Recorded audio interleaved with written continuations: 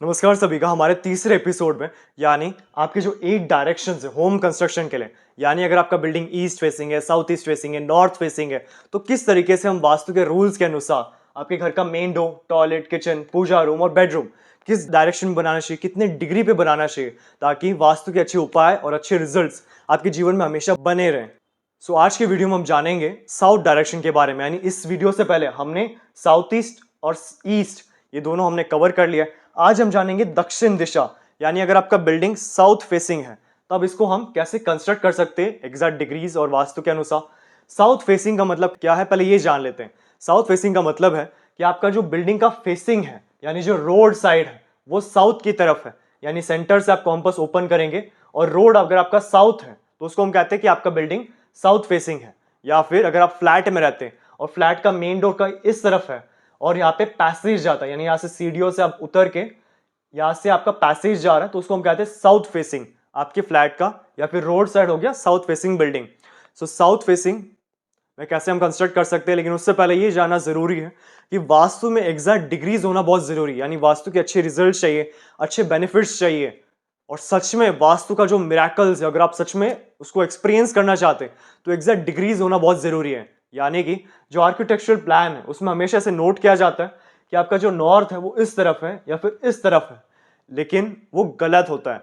इसका मतलब जो बिल्डिंग है आपका हो सकता है वो टिल्ट हो, यानी 10 to 15 डिग्रीज क्रॉस हो। यानी जिस साउथ को आप यहाँ पे मानते हैं वो हो सकता है कि वो इस तरफ या इस तरफ, यानी एग्जैक्ट साउथ यहाँ पे या यहाँ पे। यानी अगर आपका बिल्डिंग 15 to 20 डिग्रीज क्रॉस है, यानी 15 डिग्रीज क्रॉस या 20 डिग्रीज क्रॉस है, तो जिस साउथ को आप यहाँ पे मानते हैं वो शिफ्ट हो जाता है लेफ्ट या राइट। सो सबसे पहला रूल क्या है कि आप सेंटर से एक कॉम्पस ओपन कीजिए और चेक कीजिए कि आपका जो बिल्डिंग है वो कितना डिग्री है, यानी कितना डिग्री स्ट्रेट है, क्या वो क्रॉस है, टिल्ट है या नहीं है। इस वीडियो में अज्यूम करते हैं कि आपका बिल्डिंग साउथ एग्जैक्ट है। सो उसके अनुसार कैसे हमें जीवन में कंस्ट्रक्शन करना है अपने घर का, वो आज के वीडियो में हम सीखेंगे। पहले हम बाकी के डायरेक्शंस लिख लेते हैं, जैसे नॉर्थ, ईस्ट, वेस्ट। अब इनके सब डायरेक्शंस, यानी साउथ और ईस्ट के सेंटर में आता है साउथ ईस्ट डायरेक्शन, इसी तरह साउथ वेस्ट, नॉर्थ वेस्ट और नॉर्थ ईस्ट डायरेक्शन। ये हो गए हमारे 8 डायरेक्शंस। इसी को हम 16 डायरेक्शंस में डिवाइड कर सकते हैं। यानी साउथ ईस्ट और साउथ के सेंटर में आता है एसएसई, साउथ ईस्ट और ईस्ट के बीच में आता है ईएससी, नॉर्थ ईस्ट और ईस्ट के बीच में आता है एनएनई। बट अभी हम 8 डायरेक्शंस के अनुसार देख लेते हैं और एग्जैक्ट डिग्रीज के अनुसार भी आप कंस्ट्रक्ट कर सकते हैं।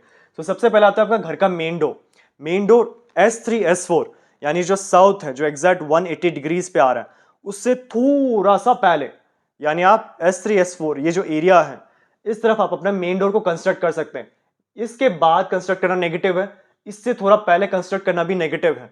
सो एग्जैक्ट S3 S4 यानी 180 से पहले आप 165 टू 180 डिग्रीज के आसपास आप कर सकते हैं। डिग्रीज कैसे फाइंड आउट करना है, सेंटर में कॉम्पस प्लेस करके उस तरफ आप फेस कर सकते हैं और आपको डिग्रीज का आइडिया आ जाएगा। सो मेन डोर आपको कंस्ट्रक्ट करना है S3 S4, जो लगभग 180 से थोड़ा सा पहले आता है। अब सेकेंड आता है हमारा घर का टॉयलेट्स। टॉयलेट्स के लिए वास्तुशास्त्र में 3 डायरेक्शंस दिए गए, यानी सबसे पहला है east south east, south south west, west north west. Degrees की बात करें, यानी ईएससी आता है आपका लगभग 115 degrees, 115 degree. South south west आता है 202 और वेस्ट नॉर्थ वेस्ट आता है 292 डिग्रीज। यानी अगर आपको ईएससी में कंस्ट्रक्ट करना है अपने टॉयलेट एरिया को, तो अब आप क्या कर सकते हैं, 115 से प्लस एंड माइनस 10 डिग्रीज के आसपास का जो रेडियस है वहां पे आप कंस्ट्रक्ट कर सकते हैं।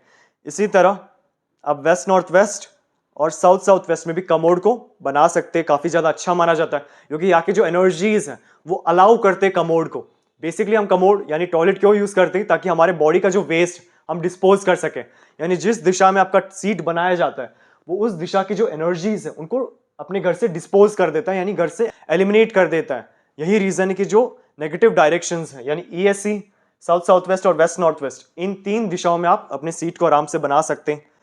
और थर्ड हमारा आता है किचन। यानी घर का जो किचन है वो आपको कंस्ट्रक्ट करना है फायरी जोन्स में, यानी साउथ ईस्ट से साउथ की तरफ। यानी बेसिकली आप क्या कर सकते हैं, जैसे आपका मेन डोर एग्जैक्ट साउथ की तरफ है, तब आपको कंस्ट्रक्ट क्या करना है कि जो साउथ साउथ ईस्ट है, जो 135 डिग्रीज आता है, उसके आसपास आप अपने किचन बर्नर को प्लेस कर सकते हैं, यानी यहाँ पे कंस्ट्रक्ट कर सकते हैं। यानी ये एरिया किचन का हो गया। सो ये आपका पूरा किचन एरिया है।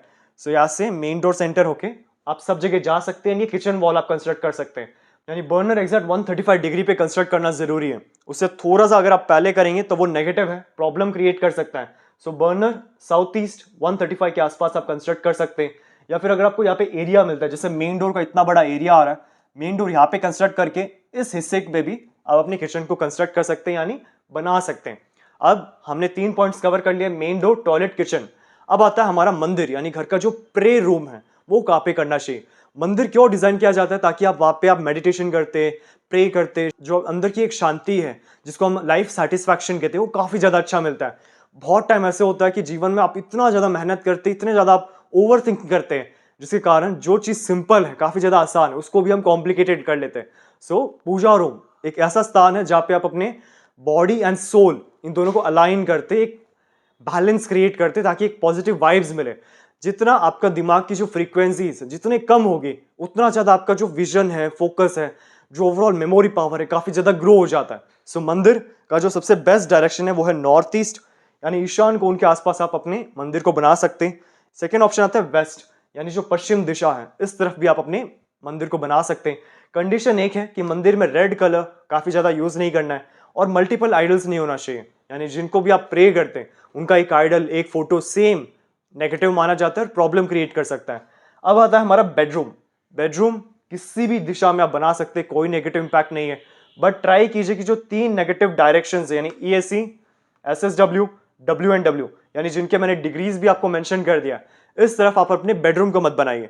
यानी कि सपोज जो सबसे कॉमन मिस्टेक देखा गया है वो होता है कि जैसे आपका बेडरूम जो है, हम एग्जांपल ले लेते हैं कि आपका साउथ में बेडरूम कंस्ट्रक्टेड किया गया है, लेकिन जो बेड प्लेसमेंट है वो कुछ इस तरीके से किया है। अब आप नॉर्मल 8 डायरेक्शन से देखेंगे तो पता चल जाएगा कि ये साउथ वेस्ट में आ रहा है, बट जब इसे हम फर्दर डिवाइड करेंगे, यानी साउथ और साउथ वेस्ट के बीच में आता है SSW, तब हमें पता चलता है कि जो बेड का पोजीशन है वो SSW आ रहा है।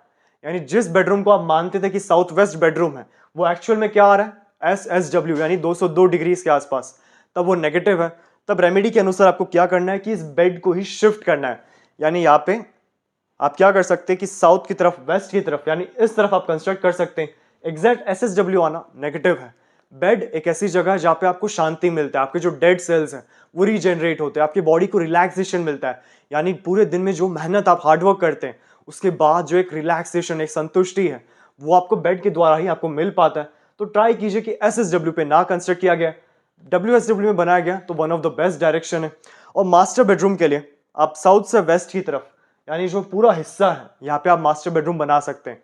बट ट्राई कीजिए कि जो ईशान कोण का एरिया है, यानी ये जो एरिया है, यहाँ पे जिनकी उम्र 60 प्लस है, 60 साल से ज्यादा है, या 12 यानी 12 ईयर से कम है, सिर्फ उन्हें, उनके लिए ही नॉर्थ ईस्ट का बेडरूम रिकमेंडेड है। बाकी सब के लिए जो मेन अर्निंग पर्सन है या जो बैकबोन ऑफ द फैमिली है, उनके लिए western side, south west side और साउथ साइड, इस तरफ आप अपना मास्टर बेडरूम को कंस्ट्रक्ट कर सकते हैं। अब इसमें एक चीज हमने ये सुना है कि साउथ फेसिंग का जो घर होता है, जो मकान होता है, काफी ज्यादा नेगेटिव होता है। यानी ओवरऑल जो प्रॉपर्टी की रेट्स है, आप साउथ फेसिंग, वेस्ट फेसिंग, एक चीज नोट करते हैं कि काफी ज्यादा सस्ते मिल जाते हैं, क्योंकि वास्तु के अनुसार ऐसे बोला जाता है कि ये नेगेटिव है।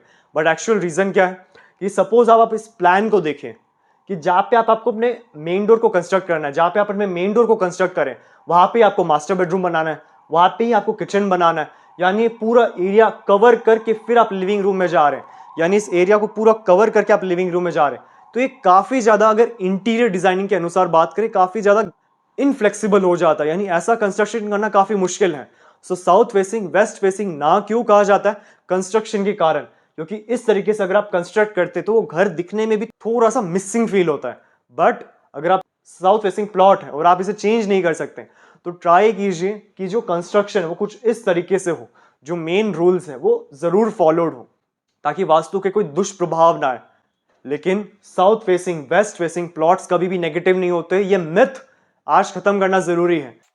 सो अगर साउथ फेसिंग है, वेस्ट फेसिंग है, थोड़ा सा कंस्ट्रक्शन में प्रॉब्लम्स आएंगे, लेकिन बाकी जो ओवरऑल रूल्स है उन्हें आप फॉलो करेंगे तो साउथ फेसिंग, वेस्ट फेसिंग काफी ज्यादा फ्लरिशिंग डायरेक्शंस भी माने गए, यानी बहुत अच्छे रिजल्ट्स देने के लिए भी ये डायरेक्शन सूटेबल है।